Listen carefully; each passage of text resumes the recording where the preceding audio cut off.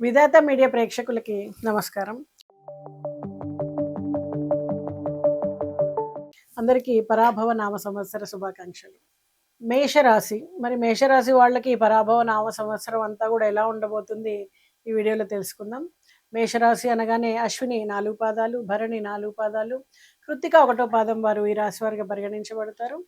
మరి చూ, చే, చో, లా, లీ, లు, లే, లో అనే అక్షరాలతో కనుక మీ పేరు మొదలైనట్టయితే ఈ రాశి ఫలాలు మీకు కూడా వర్తిస్తాయి. మరి మేషరాశి వాళ్ళకి పరాభవ నామ సంవత్సరంలో ఆదాయం 11గా, వ్యయం 5గా ఉంది. రాజ్యపూజ్యం 2, అవమానం 4గా ఉంది. మరి ఈ రాశి వారికి గోచారాన్ని పరిశీలించినట్టయితే కార్య సాధనకు నిరంతరం శ్రమిస్తూ ఉంటారు. అనుకున్న ఫలితం నిదానంగా సాధ్యమవుతుంది. అనుక్షణం కూడా ఏదో ఒకటి చేయాలి అనేటువంటి ఆలోచనతో ఉంటారు. ఫలితాలు కూడా తగ్గట్టుగానే ఉంటాయి. మరి ఆదాయం బాగున్నా కూడా కొంచెం వెలితిగా ఉంటుంది. ఖర్చులు అధికంగా ఉంటాయి. అయినా సరే కొంత మొత్తం పొదుపు చేయగలుగుతారు. ప్రైవేట్ ఫైనాన్స్‌ల జోలికి పోవడం అంత శ్రేయస్కరం కాదు.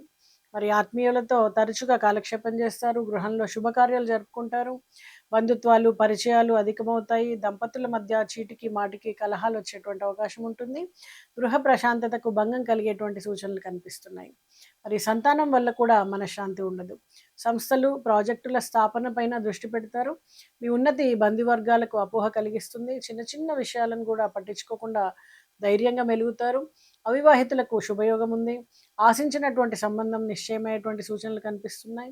ఉద్యోగపరంగా మంచి ఫలితాలు ఉన్నాయి. అనుక్షణం కూడా అధికారుల తీరుని అనుగుణంగా మీరు మెలగాల్సి ఉంటుంది. అయితే త్వరలో స్థానచలనంతో కూడినటువంటి పదోన్నతి లభించే అవకాశం ఉంది. ప్రైవేట్ సంస్థల్లో పనిచేసేటువంటి ఉద్యోగస్తులకు కొంత ఓర్పు, అంకిత భావం ప్రధానంగా ఉండాలి. లేకపోతే ఇబ్బందులు ఎదుర్కొంటారు. వీళ్ళకి ఈ సంవత్సరాంతంలో ప్రోత్సాహకరమైన అవకాశాలు లభిస్తాయి. వృత్తిపరంగా వైద్య, న్యాయ, ఉపాధ్యాయులకు అలాగే సాంకేతిక రంగాల వాళ్ళకి కూడా ఆదాయం బాగుంటుంది. న్యాయపరమైనటువంటి అంశాల్లో కొన్ని ఇబ్బందులు ఎదురైనప్పటికీ సమస్యలకి తప్పకుండా పరిష్కారం గోచరిస్తుంది. వ్యవసాయ రంగాల వాళ్ళకి మిశ్రమ ఫలితాలు ఉంటాయి. పంట దిగుబడి బాగున్నా కూడా మద్దతు ధర విషయంలో కొంచెం అసంతృప్తిగా ఉంటుంది. మొదటి పంట కంటే కూడా రెండవ పంట ఆశాజనకంగా ఉండే అవకాశం ఉంటుంది. సాధించిన దిగుబడికి మార్కెట్ రంగంలో మంచి ధర లభిస్తుంది. వ్యాపారస్తులు లాభసాటిగా సాగుతాయి. అలాగే ఆటుపోట్లు, నష్టాలను ధీటుగా మీరు ఎదుర్కొంటారు. ఉమ్మడి వ్యాపారాల కంటే సొంతంగా చేయడమే శ్రేయస్కరం. చిన్న చిన్న వ్యాపారాలు బాగుంటాయి. వీళ్ళకి నూతనంగా పెట్టుబడులు కూడా లభించే అవకాశం ఉంది. పెద్ద మొత్తం సరుకు నిల్వల్లో తగు జాగ్రత్తలు తీసుకుంటారు. విద్యార్థులకు లక్ష్యం పట్ల పట్టుదల, ఏకాగ్రత ముఖ్యమవుతుంది. ర్యాంకు సాధిస్తారు. ఓర్పుతో శ్రమించండి. మీ కృషికి తగినటువంటి ఫలితం లభిస్తుంది. విద్యార్థులు ముఖ్యంగా అత్యుత్సాహాన్ని ప్రదర్శిస్తారు.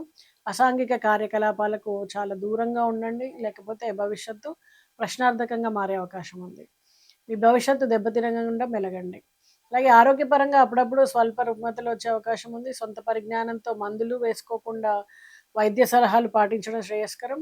తరచూ శుభకార్యాల్లో పాల్గొంటారు. వస్త్రప్రాప్తి, వస్తులాభం, వాహన సౌఖ్యాలతో ఈ రాశి వారికి మిశ్రమ ఫలితాలు ఉంటాయి.